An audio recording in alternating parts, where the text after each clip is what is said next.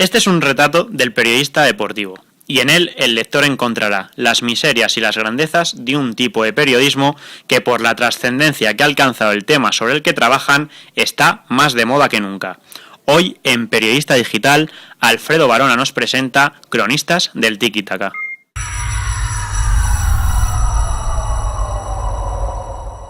Alfredo Barona, ¿qué tal? Buenas tardes. Muy buenas, ¿qué tal, Roberto? Y bueno, muchas gracias lo primero de todo por venir a Periodista Digital a presentar este Cronistas del Tiki-Taka. Bueno, un placer. ¿Cómo surge la idea de escribir este libro? Bueno, es una idea que estas que de repente aparecen en la cabeza. Nunca has leído algo similar y luego ya lo único que hay que dar es tiempo para organizarla, para organizar todos estos relatos, y sin querer los días van pasando y te encuentras con un libro, que es el que tú has leído y por el que me has llamado. Por el que estás aquí. Cosa que agradezco, claro está. Para la realización del mismo, bueno, el lector se encontrará que recabas testimonios de periodistas deportivos, digamos, de los más grandes, porque ahí tenemos esos testimonios de Paco González, Javi Hoyos, Manolo Lama, Tomás Guas, Elías Israel, Juan Carlos Rivera, entre otros. Yo no sé con quién te ha costado más contactar cuando decidiste llevar a cabo este proyecto, a ver quién te puso las cosas más difíciles para conseguir recabar sus palabras. Hombre, en general digamos que fue fácil.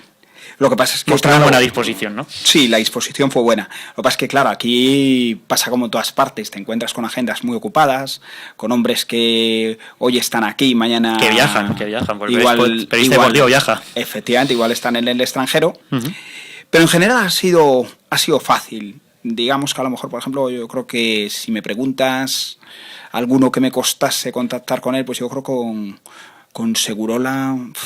Fue una cosa así de un mes, porque prácticamente todos los días a última hora había que anular la cita porque le había surgido algún imprevisto, fuera el cansancio de un partido que acabó tarde, cualquier cosa de estas. El caso es que a bote pronto yo creo que fue el que más me costó contactar con él. ¿Y quién de los que no conocías y pudiste tener la oportunidad de tratar en persona, quién te impresionó más y por qué? ¿Quién te ha causado una impresión de decir, joder, me encanta conocer a esta persona?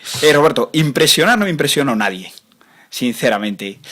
Lo que traté siempre es de recabar, pues es una historia humana, que me contaran cómo es esta profesión, lo que no se ve.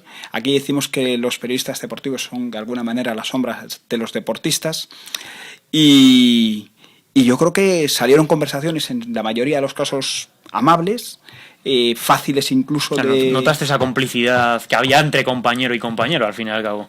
Sí, yo creo que sí, porque a mí esto me gusta bastante.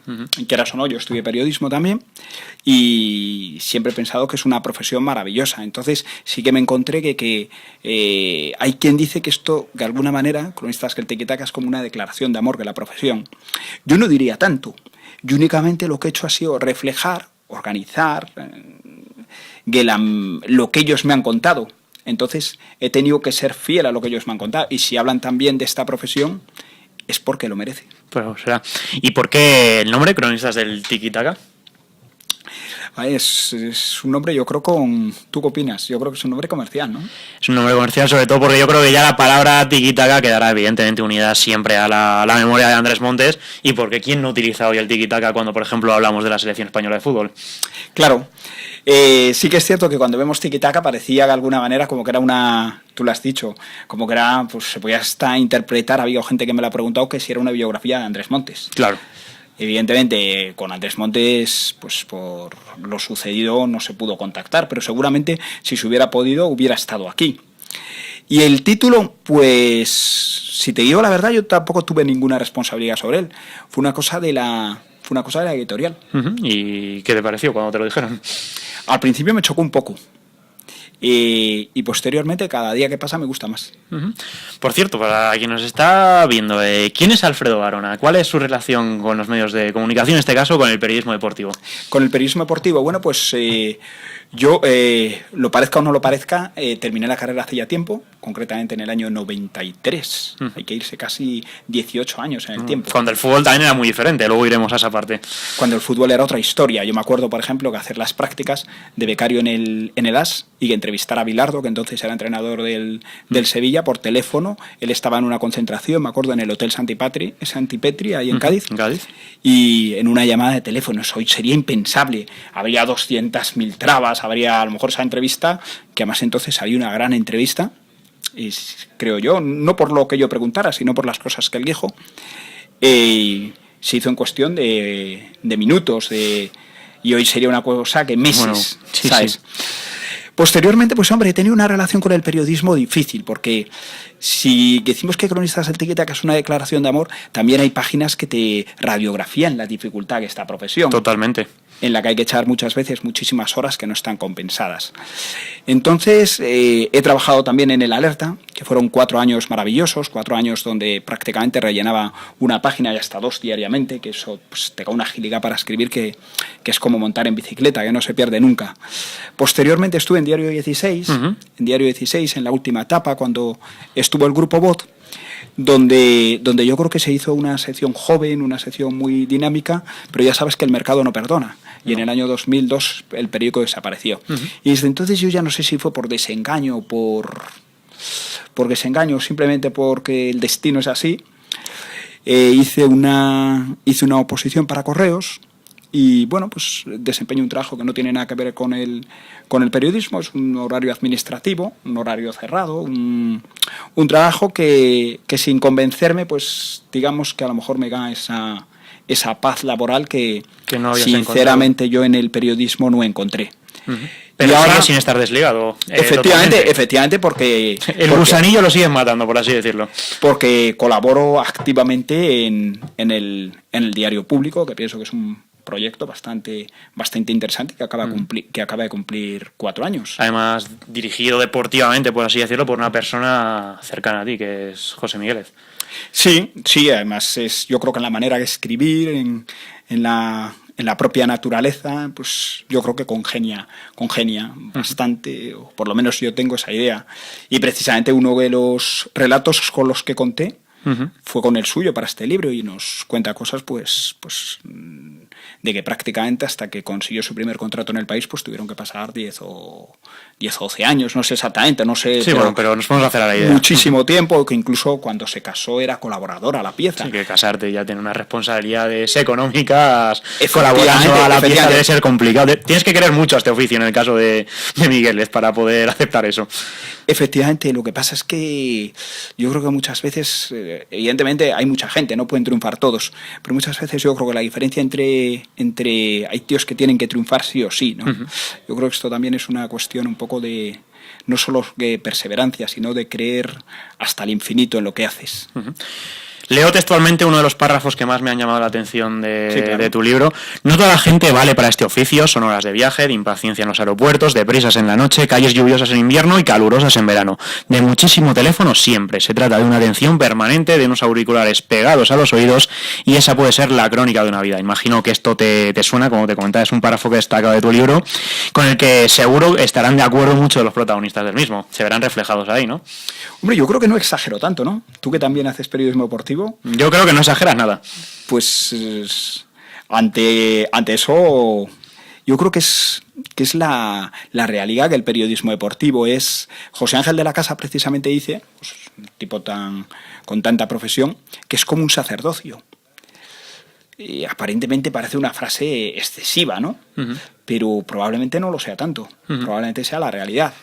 Desde luego yo me he encontrado testimonios como el de la Casa, gente que deja la redacción a las 12 de la noche y nada más entrar en el coche instintivamente enciende la radio, nada más levantarse se conecta a internet para ver la última novedad.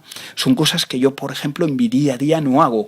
Al contrario, estoy deseando que lleguen las 2:30, 3 para marcharme del trabajo. Claro. Sin embargo, al periodista da la sensación que es algo adictivo, es algo que no se cura con el tiempo. Al contrario, va aumentando. Sí, efectivamente.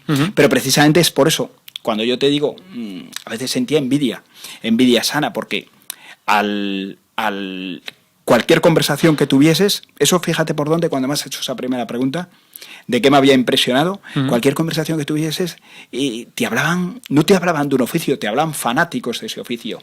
Claro. ¿Sabes? Y de un modo de vivir, al fin y al cabo. Y de un modo de vivir, efectivamente. Gente que ha tenido la fortuna de vivir, de triunfar. Claro, a lo mejor esto, si hablas con la clase media o incluso con las clases bajas de la profesión, no te hablan así. Está ¿sabes? Claro. Sí. Porque son sueldos apretados que no les permiten llegar a fin de mes y las facturas no perdonan. Pero bueno, aquí en este caso se trataba, o en el caso de Cronistas del Tiki Taka, se trataba de hablar con gente famosa, con gente que ha hecho un currículum, con gente que también fueron becarios y que también conocieron... Que ha pasado quizás por todos los escalones de esa escalera, desde lo más bajo hasta llegar a lo más alto. Efectivamente. Es quizás donde reside una opinión, digamos, contrastada, porque se las han visto en todas. Claro, de alguna manera como el caso de Migueles, por ejemplo, claro, que pasó de ser colaborador a la pieza el día que se casó a, bueno, ahora dirigir la sección de deportes del Diario Público. De todas maneras, cuando alguien pueda encontrarse mismamente con este libro o vea esta entrevista, yo no sé si, en tu opinión, los jóvenes que hoy en día se matriculan en las facultades de periodismo, muchos de ellos con la ilusión de ser periodistas deportivos, porque al fin y al cabo el deporte tiene mucho tirón en este país, yo no sé si ahora son conscientes de dónde se meten. Yo no sé, en la opinión de Alfredo Barona, si tú crees que son conscientes de dónde se meten, y me vuelvo a ceñir a ese párrafo que leía, esos noches interminables, esa difícil conciliación laboral familiar, muchas veces unos sueldos ridículos. ¿Saben los jóvenes dónde se meten cuando se matriculan en periodismo? Bueno, es un riesgo, sin ser pesimista, pero tratando de ser realista. Yo te digo que, por ejemplo, tengo 2 hijos.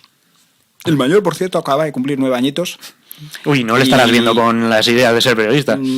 No, y fíjate que desde, me acuerdo yo, desde que fuimos a unas vacaciones en Tenerife, desde los 3 o 4 años, y prácticamente, bueno, se sabe todas las cabeceras de los periódicos y casi instintivamente abre los periódicos por las páginas de deporte. Pero no, yo sinceramente no me gustaría que se dedicaran a esta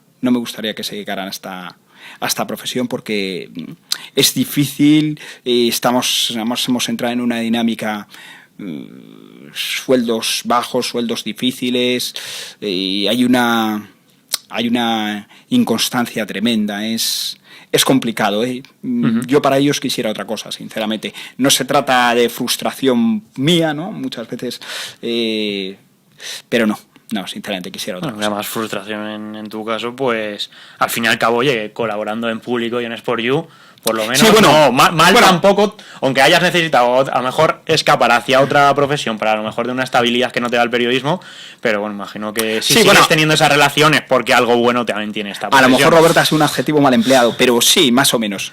Por cierto, además el mayor se llama como tú, Roberto. Bueno, pues mira, qué casualidad.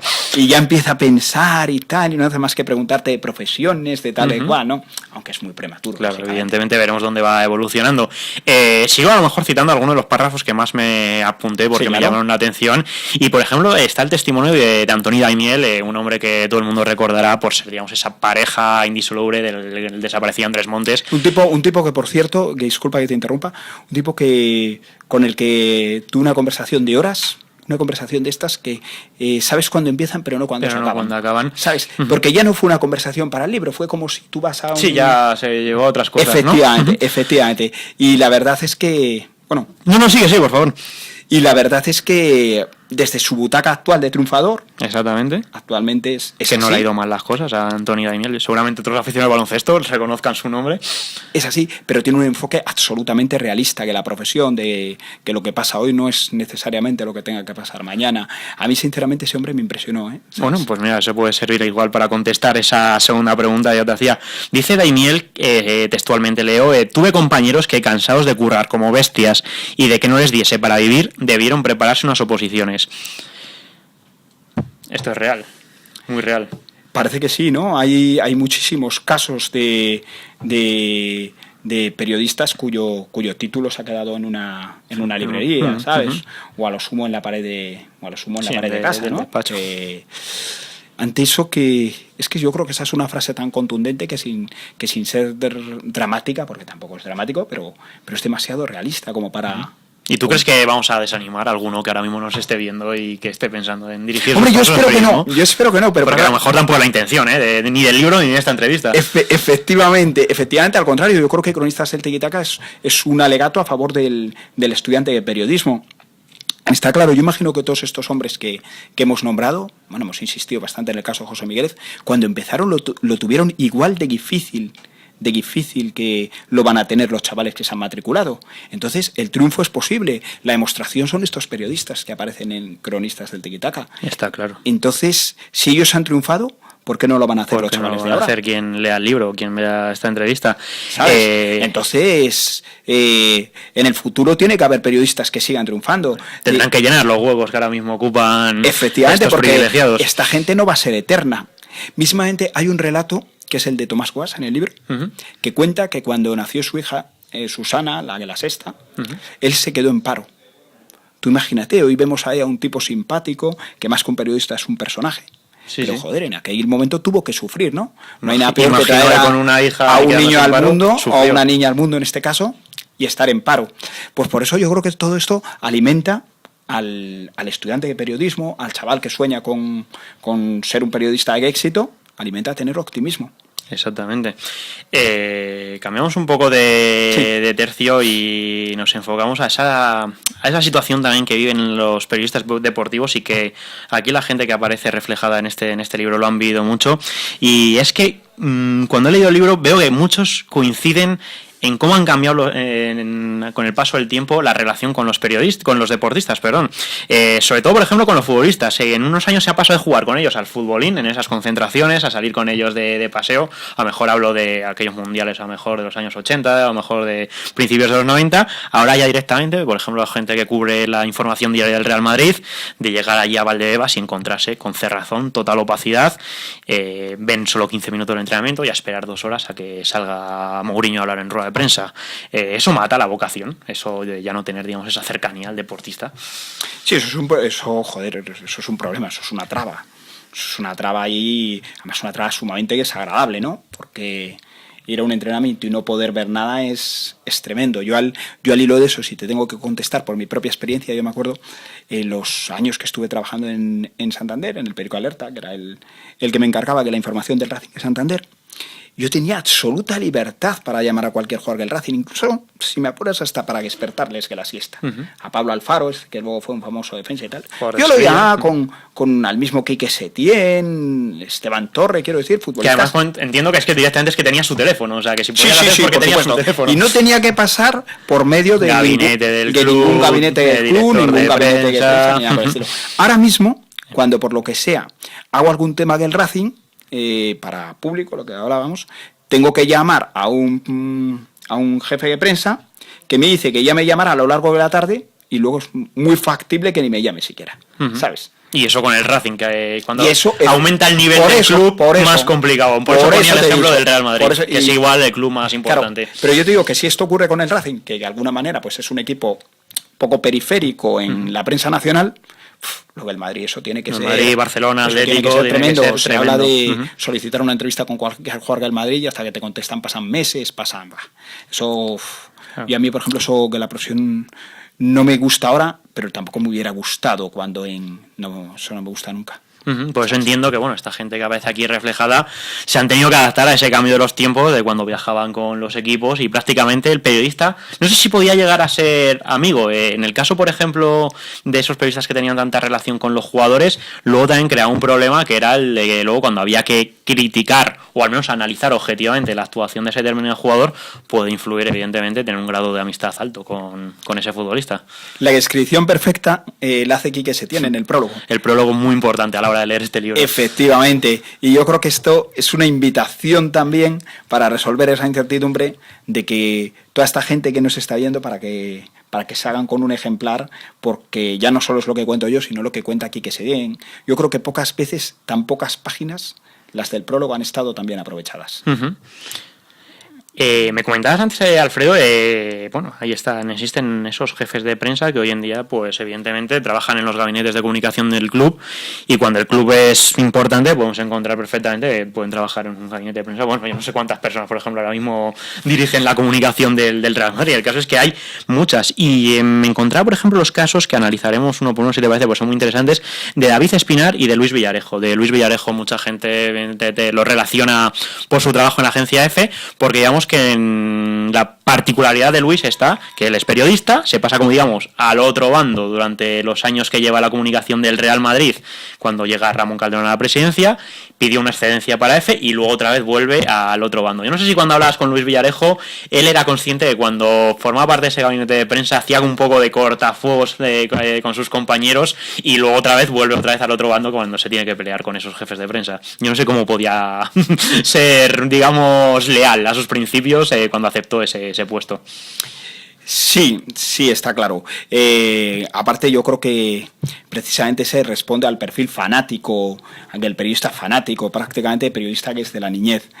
Sí, realmente yo creo que esa pregunta que sí se la hice, pero tampoco me dio una respuesta concreta, o por lo menos llevas tu razón, esa respuesta no aparece en el libro. Habla de que tenía, por ejemplo, para entrevistar a cualquier futbolista, creo que era Ronaldo, tenía 500 peticiones al año, y que claro, lógicamente era imposible contentar, no te digo a todas, sino a un 10%. Bueno, eso es otra vertiente del periodismo, que de alguna manera ahí uno se convierte casi en un guardia de tráfico, ¿no? Hay que... Se pasa, digamos, pues eso, como he dicho, al otro bando, para gente que han vivido, digamos... Eso no deja de ser periodismo, pero yo, por ejemplo, ya te digo, a este hombre, incluso cuando le ves escribir y tal, busca siempre la historia humana. Para mí responde claramente al perfil al periodista que yo mismo quisiera ser, ¿sabes? Yo leo a ese hombre, veo que son textos cuidados, sí. Y siempre hay una anécdota que te hace pensar, que yo no sé si marca diferencia respecto al resto, pero que pone el nivel muy alto, que pone el listón muy alto, eso es evidente. Y respecto al otro me dices, David Espinar también es un caso curioso. Que es un caso muy curioso. Es un caso muy curioso. Mira, vamos a contar primero quién es David Espinar, para quien no... Sí, no cuando sepa. le llamé yo estaba de director gerente, como si fuera Antonio Alcántara, cuéntame, pero no, de las bodegas Emilio Moro, en Valladolid. Era director de unas bodegas. Y bueno, ¿qué quieres que te diga? Yo no sé si un pozo de amargura, ¿no? Pero claro, anteriormente fue un periodista clave, casi capital en la época que García en la COPE. Exacto, que siempre que fue al Barcelona. En sus inicios. Y después que fue David Espinar. En el Marca era el hombre que estaba permanentemente, todo esto me lo contaba él, permanentemente detrás de los brasileños. Y por ahí. Y prácticamente estaban las concentraciones de la selección brasileña, no como si fuese uno más, pero evidentemente con una libertad importante. Y a partir de ahí se hizo jefe de prensa de todos los futbolistas brasileños. Y entre ellos el de Ronaldo. El primer Ronaldo el fenómeno. Carlos, Batista en aquella época. Cuando fichó por el Real Madrid. Aquello debía ser, yo no sé cómo te lo contó David, pero cuando fue los años en los que estuvo de jefe de prensa de Ronaldo, debía ser, bueno, sus teléfonos todo el día sonando, gente que quería una entrevista con Ronaldo. ¿Cómo lo gestionaba eso David Espinar? ¿Cómo lo gestionaba? Un periodista como él, que además sabía lo que era pedir una entrevista, evidentemente. Claro, ¿cómo lo gestiona? Pues la respuesta siempre desemboca en lo mismo, no se puede contentar a todo. Entonces él sí que me decía de que, viene reflejado en el libro, de que el no prácticamente lo decía casi antes de que viniese la pregunta. Eso le generó algunas enemistades, pero a veces es mejor ser franco que no dar falsas esperanzas, sobre todo porque cuando uno está al otro lado del charco sabe la impaciencia que eso genera, las promesas incumplidas. Entonces yo ahí creo que es lo que hay que hacer, ¿no? Antes que generar alguna esperanza que no se pueda cumplir, lo que romper por los sanos de ese ser el momento. Jefe de prensa de un jugador que en aquella época, bueno, era Ronaldo, o sea, evidentemente ya con eso está todo dicho. No debe ser tampoco un trabajo fácil, que muchas veces los periodistas, digamos, ya criticamos con anterioridad al jefe de prensa que nos niega la entrevista, pero si te pones también un poco a lo mejor en su papel, imagino que no debe ser nada. Hombre, yo nada creo que fácil, lo mejor que ese trabajo debe ser puntual, el sueldo.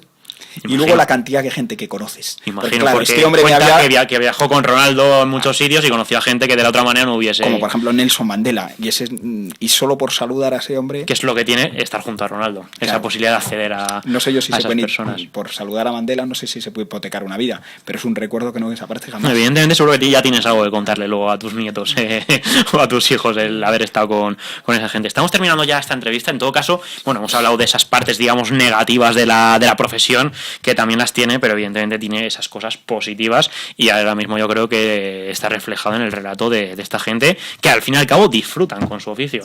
¿Cómo se puede disfrutar con un oficio en el que vas a llegar a casa a las 2 de la mañana y prácticamente, alguno decía por ahí, te estás perdiendo la infancia de tus hijos? Bueno, tú también eres periodista y te veo con una cara muy feliz. Yo estoy muy contento, o sea, porque a lo mejor todavía no tengo hijos ni mujer, no sé luego cómo lo veré. Pero haces lo que te gusta, quiero decir... Eso es fundamental. Efectivamente, pues esa es la pregunta, esa es la respuesta que yo encontré. Hice una pregunta muy parecida a esta que tú me has hecho a mí, y la respuesta era esa: haces lo que te gusta, al fin y al cabo, y encima te ganas la vida. ¿Qué más se puede pedir? Lo suyo es tratar de buscar un equilibrio, que si se busca, pues también se puede encontrar. Uh-huh. De hecho, aquí hay periodistas que llevan décadas casados, ¿sabes? O sea... No, se puede conciliar, ¿no? Al fin y al cabo, se puede tener una vida familiar. Claro, pero esto también es un poco... Cuando tú dices, ¿cómo surgió esta idea de escribir el libro? Pues es un poco lo que me llevó un poco a escribir, a la historia humana, a una profesión que no se parece a las demás, una profesión anárquica. De alguna manera, aparte, son profesiones diferentes, ¿no?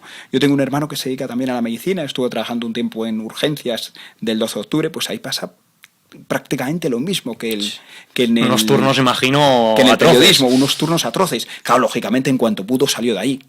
¿Sabes? Claro. Uh-huh. Porque todo el mundo quiere la mejor calidad de vida posible. Sí, pero es que el periodismo, si sigues avanzando en ello, cada vez no te la da. Sí, y acabas colaborando en diferentes medios, y porque yo imagino que también influye un poco ese ego del periodista, ¿no? De poder abarcar... Claro, esto es como un monopolio. Hoy muchos años de trabajo, poder recoger los frutos. Claro, es como un monopolio. Hoy en día prácticamente los periodistas, prácticamente los que están en un sitio están en otro. Son las mismas caras. Y se repiten, y se repiten. Y no lo digo como crítica, son las mismas caras, sino porque es por algo, evidentemente. Bueno, pero no pasaría nada tampoco si los programas fueran un poco más democráticos, ¿no?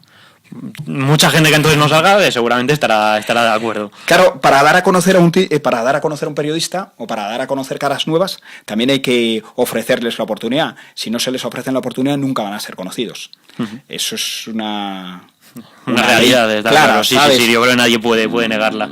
En ese sentido, pero bueno, yo creo que, insisto, es una profesión bonita, y sobre todo para alguien que haya sido, o para un chaval que sea aficionado al fútbol o al deporte en general, porque Cronistas que Tiki-Taka no solo habla de fútbol. Yo creo que hay una frase precisamente en el texto que es de John Carlin, periodista muy reputado. Que no necesita presentación, John Carlin. Efectivamente, tú lo has dicho. Pues que dice que la palabra es su pelota de fútbol. Uh-huh. Yo creo que el mero hecho de poder ejercer esa profesión y poder ganarte la vida con ello, diciendo, la palabra es mi pelota de fútbol, yo creo que eso no tiene precio una vez que se consigue. Pues a mí me parece una cosa ciertamente maravillosa. Alfredo Barona, autor de este Cronistas del Tiki-Taka, te agradecemos una vez más que hayas venido aquí a Periodista Digital a presentar el libro, y bueno, seguramente quien tenga ese sueño de llegar a ser periodista deportivo lo consiga, pero bueno, antes pues puede leer este libro y ya saber un poco qué es lo que le espera, y seguramente le ayudará a valorar mucho más su decisión, ¿no? Pues muchísimas gracias, y sabes que el placer ha sido mío. Muy bien, muchas gracias.